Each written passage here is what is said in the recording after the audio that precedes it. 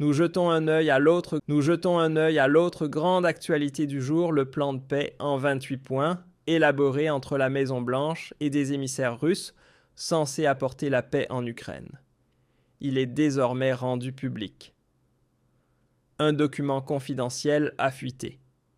Ce plan de paix fait sensation dans le monde entier. C'est officiel, le plan complet a été dévoilé. Et ce qu'il contient, c'est du lourd, du très lourd. Ceux qui pensaient qu'il ne s'agissait que de vagues promesses de paix vont vite déchanter ce texte. Nous jetons un œil à l'autre grande actualité du jour, le plan de paix en 28 points, élaboré entre la Maison-Blanche et des émissaires russes censés apporter la paix en Ukraine.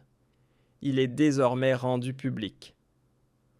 Un document confidentiel a fuité. Ce plan de paix fait sensation dans le monde entier. C'est officiel, le plan complet a été dévoilé.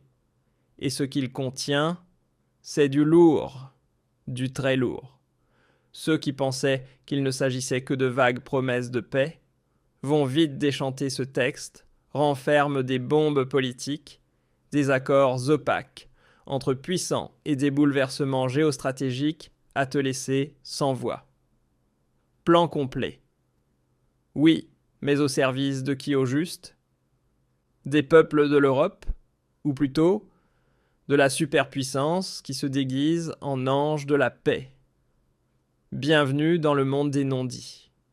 Un clin d'œil à tous ceux pour qui démocratie ne rime pas avec censure. Allons droit au but sans détour. Le premier point affirme la souveraineté de l'Ukraine, noble sur le papier.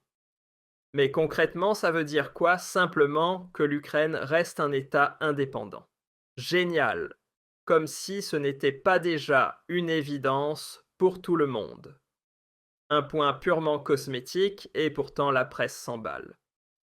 Mais attends, le vrai choc c'est ce qui vient juste après. Point 2. La Russie, l'Ukraine et l'Europe signent un pacte de non-agression. Ça sonne bien, non, oui, jusqu'à ce qu'on remarque qui manque à l'appel, les États-Unis. Pourquoi la superpuissance qui a alimenté cette guerre pendant des années, avec des armes, de l'argent et de la propagande, est-elle soudain absente de l'accord de paix? C'est simple parce qu'elle veut garder une porte dérobée. Ce n'est pas une omission, c'est une stratégie calculée. Les États-Unis se tiennent volontairement à l'écart pour pouvoir intervenir plus tard si besoin. Imagine un accord de paix sans le principal instigateur autour de la table. Et ça ne s'arrête pas là. Point 3, plus jamais de NATO. Traduction. L'Ukraine ne deviendra jamais membre. La Géorgie non plus, la Bosnie encore moins, et les autres peuvent oublier. En clair, Poutine obtient exactement ce qu'il réclame depuis toujours, une zone tampon entre la Russie et l'Occident. Et qui doit avaler la pilule? Nous, bien sûr, les Européens. Une fois de plus, on paye les frais d'une stratégie géopolitique qui ne nous protège pas, mais qui nous enchaîne encore davantage. Pendant ce temps, les États-Unis et la Russie marchandent discrètement leur zone d'influence. Et l'OTAN dans tout ça. Elle devrait signer l'accord, mais elle ne le fait pas. Devine pourquoi? Le point 4, c'est la blague suivante. La Russie et l'OTAN doivent dialoguer sous médiation américaine. Donc encore une fois, les États-Unis en sauveur diplomatique, alors qu'ils ont eux-mêmes mis le feu aux poudres. Passons au point 5, l'Ukraine reçoit des garanties de sécurité. Et tiens-toi bien, garanties fournies par les États-Unis, et à un niveau équivalent à celui de l'OTAN. C'est un peu comme promettre de venir éteindre un incendie, mais seulement si ça rapporte. Et le point 10 le dit clairement, ces garanties ne sont pas offertes gratuitement. Non, Washington se fait payer. Argent contre protection. Bienvenue dans le marché mondialisé de la sécurité. Pendant ce temps-là, l'Ukraine devra limiter ses forces armées à 600 000 hommes.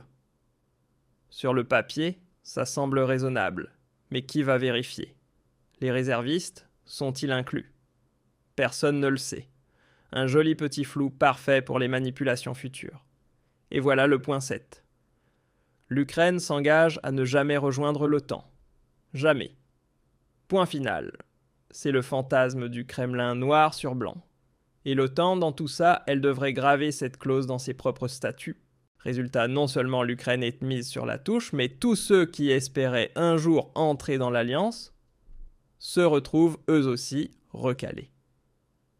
Et là, ça devient franchement costaud.8. Plus aucune troupe de l'OTAN en Ukraine, pas de casque bleu, pas de forces internationales, rien du tout.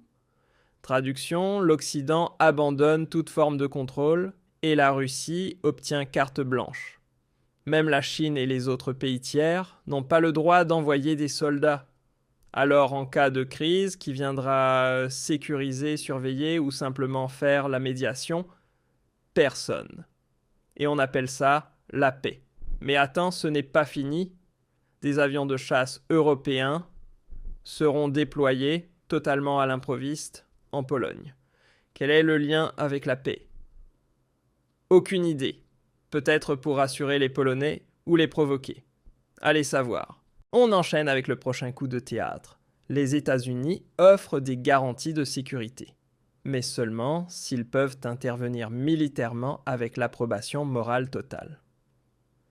Ce que ça signifie, exactement toute attaque russe entraînera automatiquement une riposte américaine. Automatiquement, contractuellement, sans condition. Ce n'est pas une garantie de paix, c'est une garantie de guerre.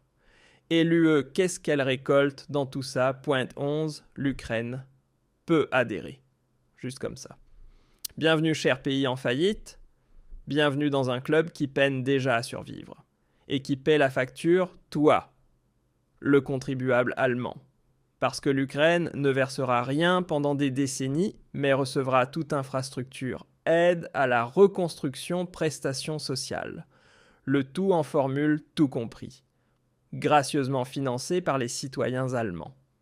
Et le point 12 enfonce le clou, un programme de reconstruction globale pour l'Ukraine. Et qui en prend la tête? Bien entendu, les États-Unis, avec leurs propres entreprises, et 50% de bénéfices garantis sur les projets d'aide.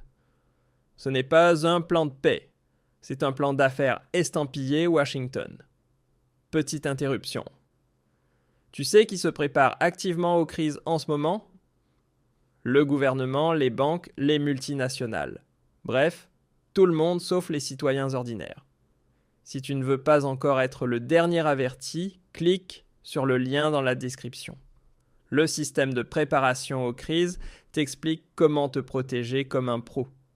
Et maintenant, accroche-toi car ce qui suit dépasse l'entendement. Le point 13 annonce la réintégration complète de la Russie dans l'économie mondiale. Lever des sanctions invitation à réintégrer le G8 accès aux marchés internationaux, ça a l'air raisonnable, en surface. Mais comme toujours, le diable se cache dans les détails.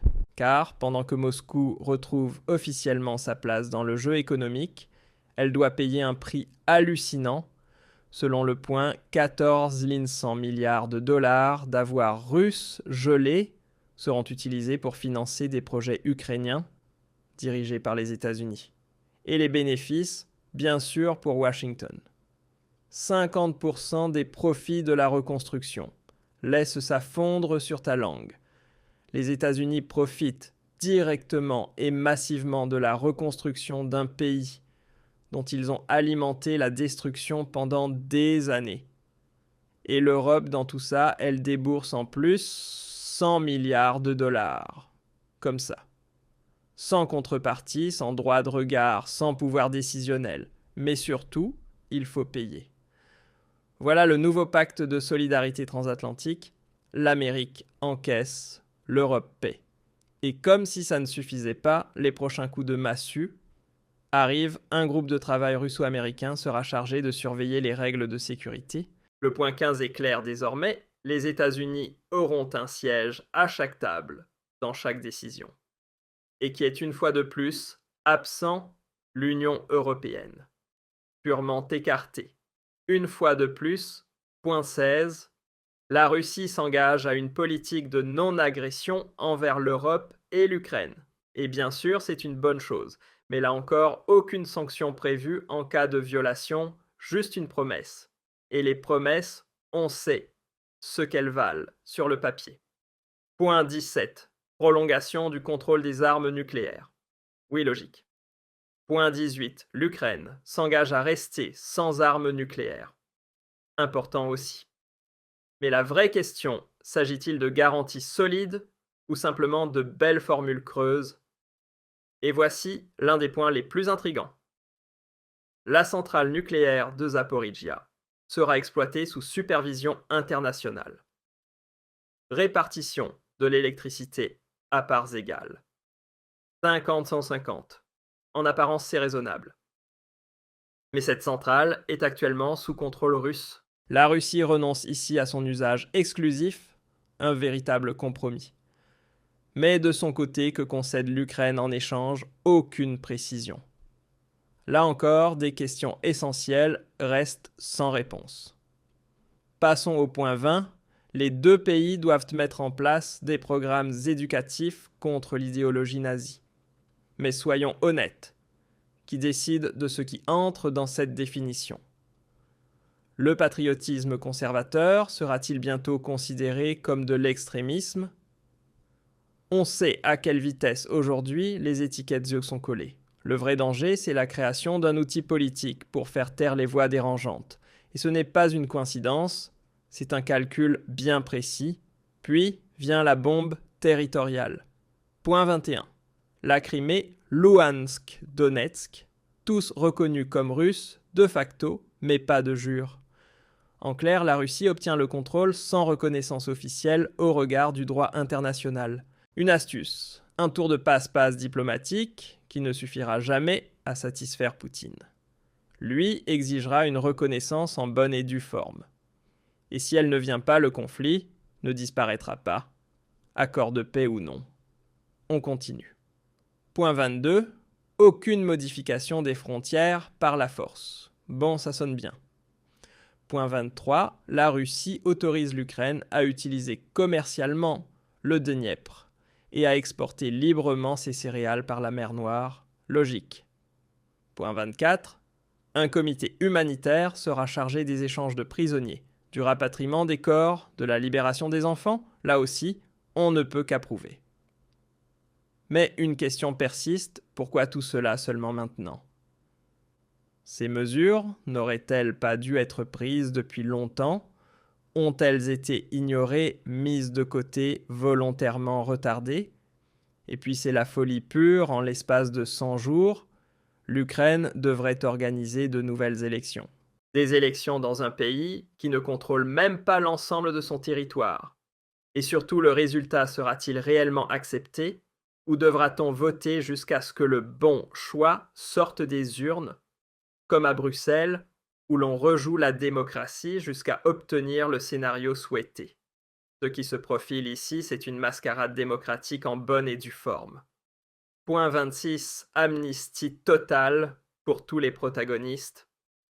Absolument tous, y compris les milices, Azov, les criminels de guerre des deux camps, et même les conseillers américains opérant dans l'ombre.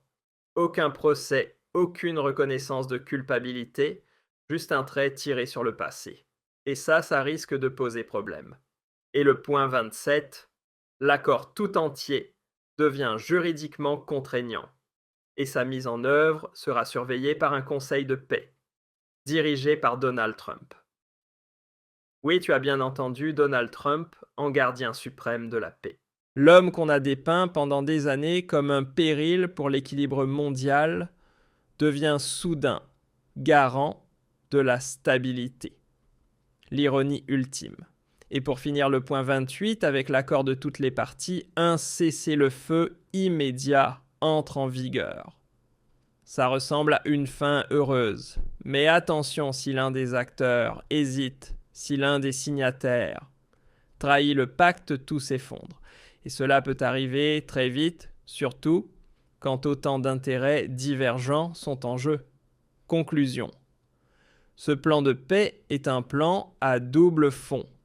Officiellement, c'est la paix, mais en réalité, il est truffé de pièges politiques, économiques, idéologiques, Les États-Unis s'assurent des profits